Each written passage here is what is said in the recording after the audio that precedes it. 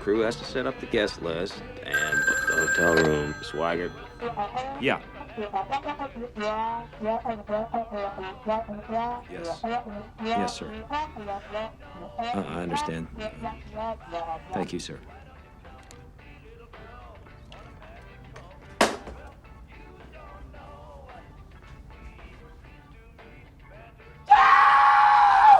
Apollo 13. Probably the second most iconic spaceflight in history, it's also one of the best historical drama films that's ever been made. It's Oscar award winning. It's got a star-studded cast, the best visual effects possible at the time of its release, beautiful music, and fantastic performances. You really can't get a better nerd-saving lives movie than this one. But this movie is more than just the sum of its parts. It's a masterclass on how nailing these elements all together allows an audience to be immersed and thrilled by our own history when it's put on film. So let's see why. This movie opens with Jim Lovell arriving at his Apollo 11 viewing party, played by the American legend himself, Tom Hanks. Even back in the 90s, this man was committed to always being in flight-related movies where terrible things happen. And already, this scene lets you know that it's making the most out of the audience's time. It introduces us to almost every main character alongside Jim's family in just one scene, with each one, except for the kids, getting a key bit of characterization. Jack Swigert's illustration with Tracy establishes his womanizer persona. Fred Hayes and Ken Mattingly's scene in Jim's office shows how much they value the chance to go to the moon and their respect for each other. And Jim's interaction with Jack and Pete Conrad establishes this shared sense of camaraderie and respect across all the astronauts in the Corps. After they all witness the Apollo 11 moon landing, to the moving of everyone involved, we get a cute scene with Jim and Marilyn drunkenly talking about a mountain Jim's named for her on the moon after the party's over.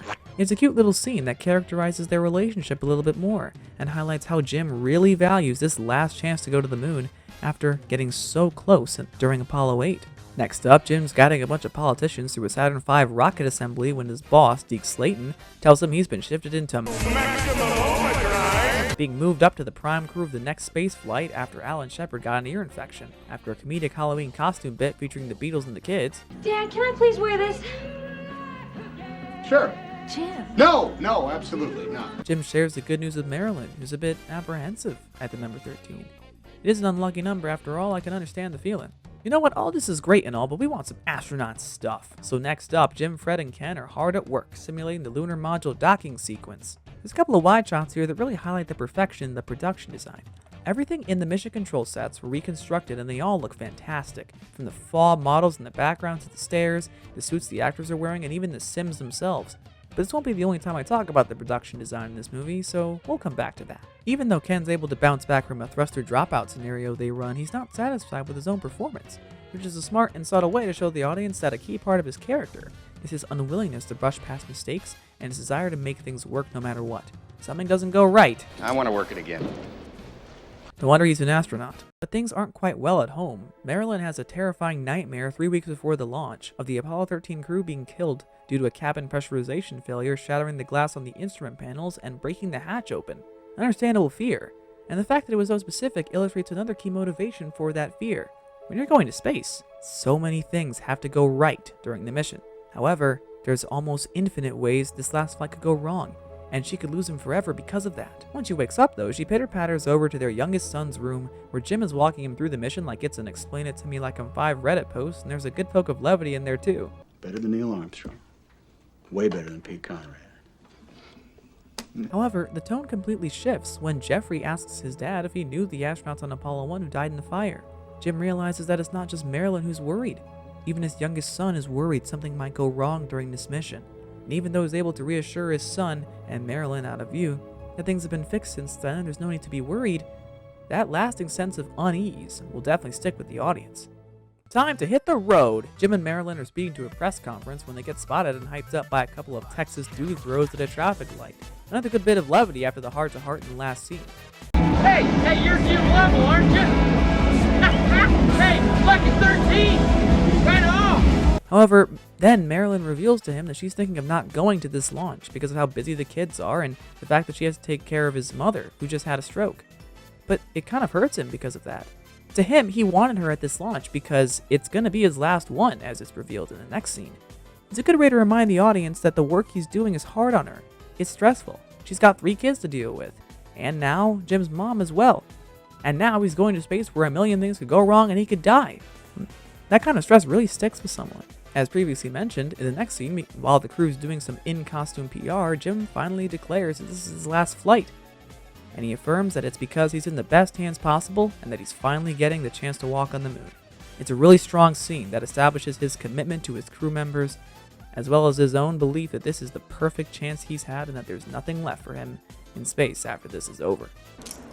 I'm in command of the best ship with the best crew that anybody could ask for. And I'll be walking in a place where there's 400 degrees difference between sunlight and shadow. I can't imagine ever topping that. That is, until the first thing goes wrong. 2 days prior to launch, Jim is informed that Charlie Duke, one of the backup crew members, was diagnosed with measles. Now, that doesn't seem to be a problem at first, until Deke and the flight surgeon reveal that not only have the prime crew members been exposed too, since, they're around the backup crew all the time, but that Ken has no immunity and is therefore grounded. Jim is obviously not on board with swapping Ken for Jack Swigert 2 days prior to launch, especially since Jack hasn't developed any chemistry with the other crew members and isn't as qualified. However, I need to take a moment here to point out that this is a point in the movie where its accuracy to real events does shift away slightly.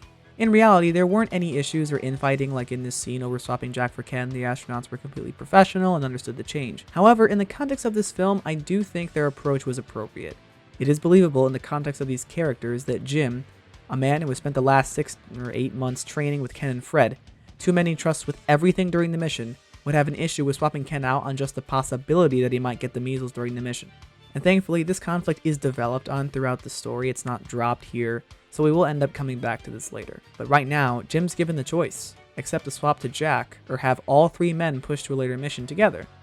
But with public and political interest in Apollo declining, something implied by a senator during Jim's assembly tour earlier, Jim ends up taking the swap. To him, there may not be a later mission, and he's not going to give up that chance. Ken's obviously crushed, but he does stay confident in Jim and Fred before succumbing to his own frustrations and leaving. With that swap, though, does mean that we get some more astronaut stuff. So later that day, Jack, Jim, and Fred are simulating the re-entry sequence during Jack's catch-ups, the last and most important maneuver of the mission. And when the mission controllers give Jack a false indicator light scenario, Jack ends up falling for it and goes manual during re-entry. And he doesn't realize the ploy early enough, so the crew ends up dying, so to speak, on re-entry. It's a concerning performance, even though the controllers do admit that Ken didn't get it the first time either. But Jim, at this point, isn't phased. This is the hand they were dealt, and he's not afraid. Well, we have 2 days. We'll be ready. Let's do it again. Finally, after those 2 days of cramming, the big day is here, and we get to see another piece of fantastic production and costume design. These suits that the actors are wearing are full recreations of the Apollo spacesuits, all the way down to being airtight. They were breathing real air that was pumped into the suits through these tubes, and the air canisters they're holding when they walk across the bridge are real. It's another just fantastic moment from Ron and his team, being really committed to as much realism as possible. I wish we had more of that kind of stuff these days, but now that the astronauts are ready and they are finally in the Saturn V, it's time to get over to Mission Control. Another masterpiece of production design that was so real, a NASA consultant that was on the set kept looking for the elevator. Ron opted to reconstruct the set, as previously mentioned, instead of using the existing Mission Control, and it looks phenomenal. And it's here we meet a standout of this movie, Ed Harris as Gene Kranz.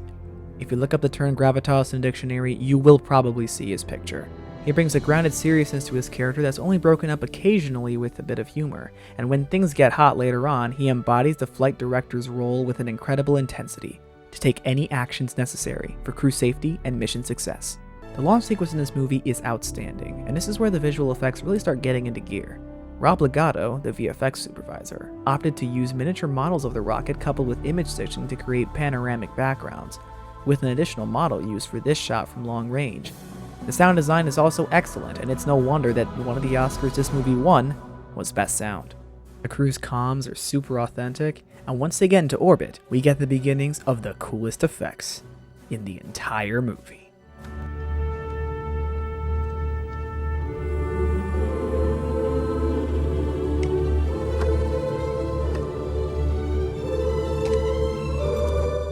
This is real weightlessness.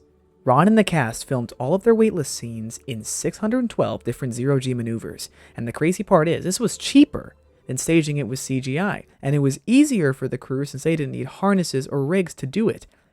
It's another great example of practical effects taking a movie's immersion to a whole new level while actually being more efficient. Also, the music here, hang on a minute.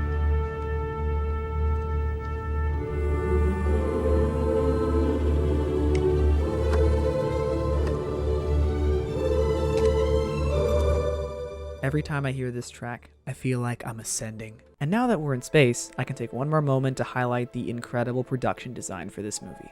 They reconstructed 2 lunar module sets and 1 command module set for this film, with strategic holes for the cameras to fit into, especially while they were filming. They even used some Apollo materials for them. And now that we're finally out in the final frontier, we get to experience every inch of these practical sets for almost the rest of the movie. But now, it's time to get back to the astronaut stuff. It's time to dock the lunar module, and therefore it's time for Jack to show his stuff. Even some of the mission controllers are a little apprehensive about it. Swigert can't dock this thing, we don't have a mission. However, Jack nails the maneuver with only a slight scratch, and the crew's finally off to the Framora Highlands. 2 days later, the moon's way bigger in the window, and it's time for their Livestream broadcast, giving us a longer stretch of Americans in space humor courtesy of Jack and Fred. Oh, well, if anyone from the IRS is watching, I forgot to file my 1040 return amendment. That's no joke. They'll jump on him. However, this is when the second thing, the big thing, the lethal thing, goes wrong. When Mission Control commands Jack to give the liquid oxygen tanks a stir to correct some ECOM readings, a damaged coil inside Tank 1 sparks, causing an explosion that sends them flying off into space. Not surprisingly, the master alarm triggers and the crew springs right into action before Jim quickly realizes that Houston, we have a problem. We have a main bus B undervolt. the crew immediately begin checking the relevant systems, looking to find the source of the loss of power, before ECOM realizes in Houston that one of the oxygen tanks has no reading and that the other is failing, alongside 2 of the 3 fuel cells.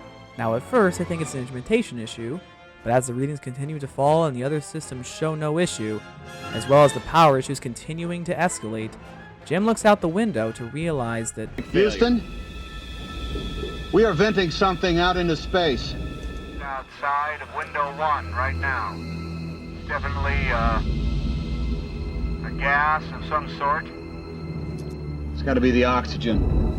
and there it is, the failure that has not only jeopardized the mission, but put their lives in danger. Thinking quick, Gene and Cy, the ECOM guy, try to shut down the failed fuel cells to try and isolate the leak, but that's when the third thing goes wrong. They were incorrect on where the leak was. It wasn't in the impacted fuel cells, but rather in the remaining oxygen tank. With no oxygen left to power up the command module, the crew and Mission Control decide to move to the Lunar module as a lifeboat, a maneuver where they are forced to power up the LEM in about 15 minutes compared to a typical 3 hours. This sequence excels at establishing and maintaining dramatic tension. First trying to power up the LEM while powering down the command module at the same time, then Jim has to hand calculate the orientation data for the flight computer, then Jack deactivates the command module's altitude control systems too early, sending them all kinds of wrong directions as they reorient their coordination with the LEM's thrusters, before eventually getting themselves stable right before they would have flown out into space with no way to get back. And with that, the command module is shut down. The only mission objective now is survival. Roger that, Houston. This is Odyssey. Signing off. Just then, Marilyn and the kids get word of what's happening, which confirms Marilyn's fears and sends them into a tailspin, while Gene and the flight operations leaders gather to discuss what to do next. They rule out a direct abort turnaround due to potential damage in the service module's engine systems, so they decide to have the astronauts circle around the moon once before making a burn to get them back on course for re-entry. As this happens, the astronauts lose contact as they enter the dark side of orbit, during which Marilyn finally succumbs to the stress of everything and breaks down, the NASA-supplied radio crackling in the background.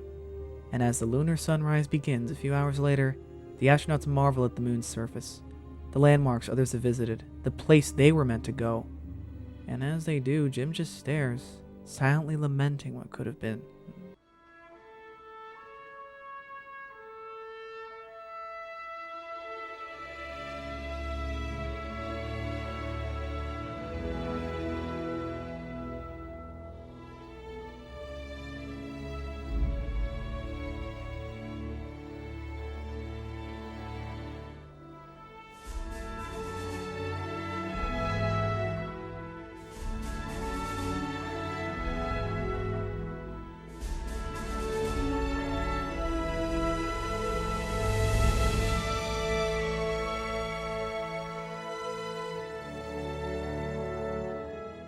It's a powerful scene, but it's the moment where he resolves to leave what could have been behind and focus on getting home.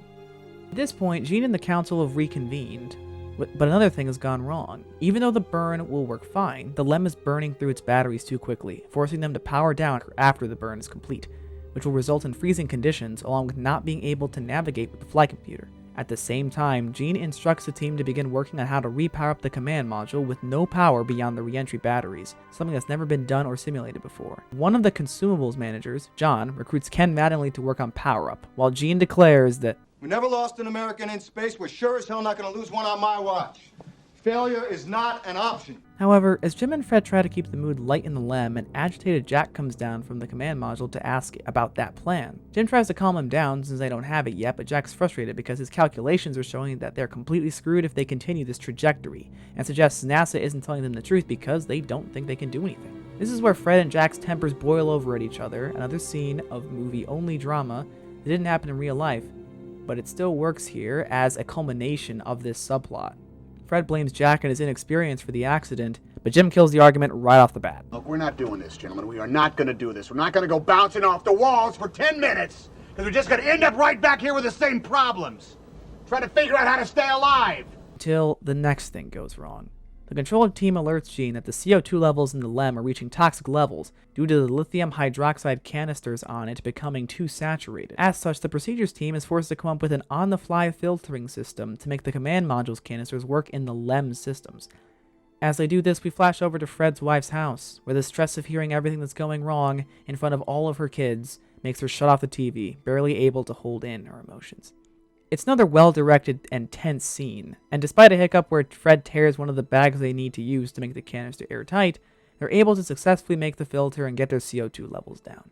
However, the crew is forced to ration their water due to scarcity, resulting in Fred developing a UTI, and as the temperature continues to drop, the tape player ends up being a perfect metaphor for how the astronauts are feeling as they slowly glide back towards Earth.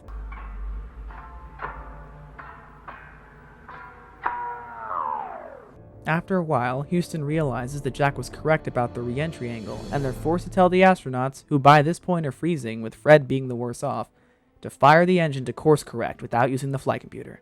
It's tricky to find something to orient themselves without it, but only with the combined efforts of all three astronauts, they're able to use the Earth in the window as orientation and successfully perform the burn.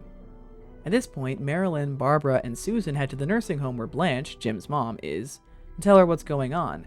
And Susan can't even hold in her emotions when Marilyn explains what's happening, only for Blanche to give her some unexpected encouragement. Are you scared? Well, don't you worry, honey. If they could get a washing machine to fly, my Jimmy could land it. Meanwhile, following the CO2 procedure, Jean returns to the council and congratulates them on giving the crew enough survival time to make it to re-entry, and asks for the power procedures. However, Ken's not getting far on that front, and as John and him get increasingly frustrated, Ken suggests siphoning the remaining LEM power supplies to the command module before power-up, something that gives them just enough leeway to power up successfully before they jettison the LEM. They test it, and it finally works, so they quickly return to mission control with Ken taking a mic to speak to the crew. Aquarius, Houston. Yeah, we read you, Ken. Are the flowers blooming in Houston? That's a negative, Jim. I don't have the measles. Jack's assigned to the power-up, but he's concerned about the water condensation on the instrument panels causing an electric short, something that would definitely kill the crew, but the extensive command module installation following Apollo 1 protects them as Jack slowly follows Ken's directions. However, as Fred continues to get sicker, Jim takes a moment to remind him how close they are to safety as he tries to warm him up. Jack's able to successfully power up the command module, earning an affirmation from Fred, and the crew finally jettisons the service module, giving them the first look at the damage. There it is. I see it. Oh. Houston, we're getting our first look at the service module now. One whole side of the spacecraft is missing. It's incredible to see, with great effects as usual, and it really highlights how incredible it is that they're still alive. However, this is when the last thing goes wrong. The fact that the entire panel blew up the service module all the way up to the heat shield suggests that it could be compromised, something that is not only fatal, but something that they can't fix. As they get closer to re-entry, a crowd assembles outside of Marilyn's house, with many of the people from the party in the beginning, except for the astronauts Ken and Jay, are present. Jim, Fred, and Jack finally jettison the lunar module as well, thanking it for saving their lives. She sure was a good ship. Very well, Aquarius. And we thank you. And with that, it's time for re-entry. The music kicks back into high gear as the USS Iwo Jima and supporting aircraft drive towards the prime recovery zone. Mission control fills out as dignitaries and officials gather. And when the NASA director laments this being the worst disaster NASA will ever have, Gene counters his fear with confidence. The trajectory in the typhoon is just so many variables. I'm a little I know at a what the loss. problems are, Henry. This could be the worst disaster NASA's ever experienced. With all due respect, sir, I believe this is going to be our finest hour. It's a great line, and it solidifies Gene's belief that they've made it this far, so they can make it through the last obstacle. With nothing left to do, no more procedures left to run, and no other ways this could go wrong, the Odyssey enters the atmosphere, with only victory or death awaiting them inside. Great visual effects here continue alongside the beautiful score from James Horner as they rocket towards destiny.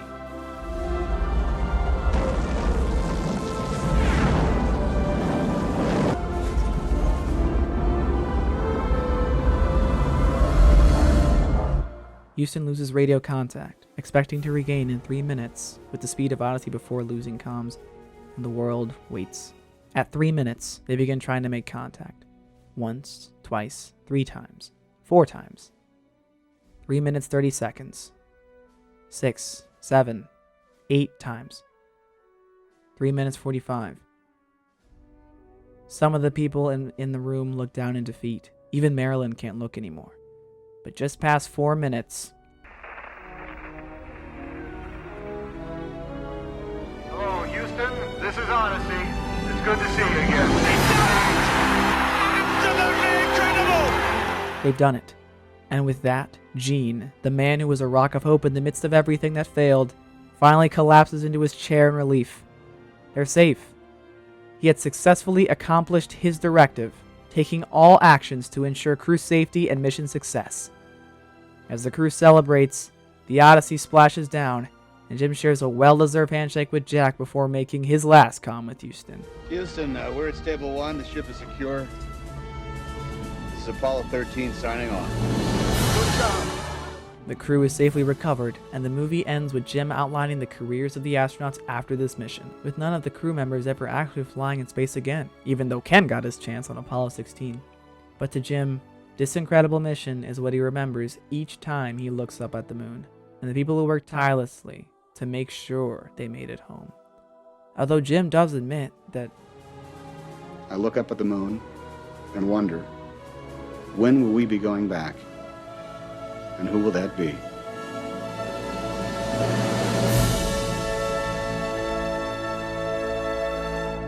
This movie is honestly what I'd call a perfect historical drama and a perfect space movie. It was nominated for 9 Oscars, including Best Picture, Supporting Actor and Actress, Best Adapted Screenplay, Art Direction, Film Editing, Original Score, Best Sound, and Best Visual Effects. Out of those, it only won 2, winning for Best Editing and Best Sound, but I think those wins help illustrate what really sets this movie apart among other historical dramas. A movie that marries a grounded drama with equally groundbreaking visual effects that wonder you with how incredible the world out there beyond our world really is. A movie that is extremely well paced, never losing sight of any of the characters, and giving each one a moment to shine or be vulnerable.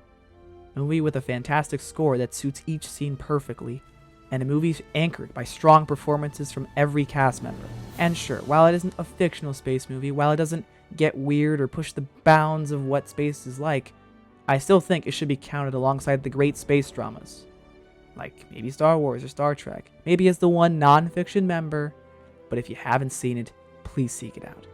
It will keep you gripped all the way through, with you marveling at not only the incredible vastness of space, but the ingenuity of the real people who did this, and also the incredible work to tell such a cinematic, true story. To me, Ron Howard's Apollo 13 is a 10 out of 10. Thanks for stopping by, everyone. This video is definitely much longer than my last one, but if you're still here, I'm very grateful. The next video will be Marvel Phase 4 in a tier list, and I'll be much more fast-paced than this one. Also, to the one person who subscribed at the time of making this video, I can't see who you are yet because YouTube Studio is weird, but thank you. Hopefully you won't be alone for long. Thanks again for stopping by, and I hope to see you here again sometime. Until then, I'll be going back to bed. Good night.